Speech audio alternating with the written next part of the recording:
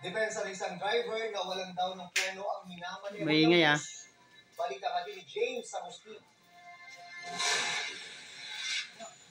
Tulong-tulong ang mga rescuer para matanggal sa pagkakaipit ang isang bata na sakay na aksidenteng UV Express sa Commonwealth Avenue Corner Fairlane Street pasado alas 9:30 kagabi. Agad siyang isinakay sa ambulansya. Ang isa pang pasahero ng UV Express na naipit din, isinugod din sa ospital.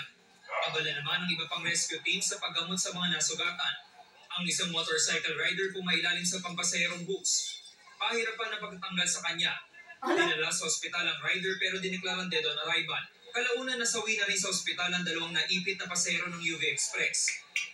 Ang 10 sa karambola, isang pampasaherong bus, UV Express, taxi at 5 motorsiklo. Alas 11 na ng gabi, nakaambalang pa rin dito sa gitna ng kalsada yung ilang mga sasakyan na nasangkot sa aksidente, kabilang na itong isang pampasaherong bus na talaga namang nabasag yung windshield. Ilang metro po ang layo, mula naman dyan ay inabangga nito na UV Express na kung kita nyo talaga na yuping-yuping itong likurang bahagi dito na ipit yung ilang mga sakay nitong pasahero.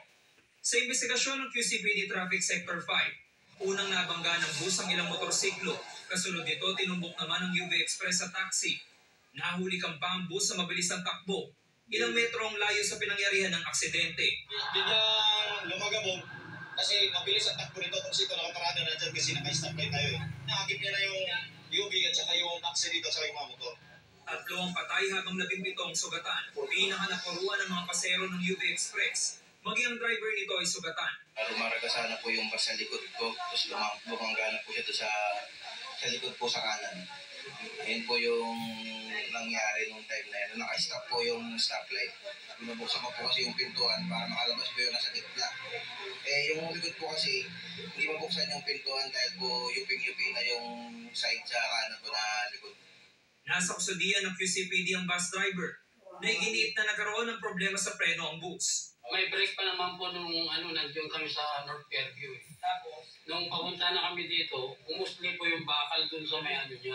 Naka-stop po yung stoplight na. Pa-break na po ako. Ngayon po, pag-break ko po, hindi na po kumagat yung preno. Ako po ay humihingi po ng paumanhin at hindi ko po sinasadya yung aksidente po yung nangyari.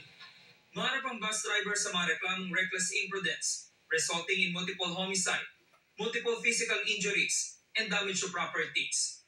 James Agustin, nagbabalita para sa GMA Integrated News.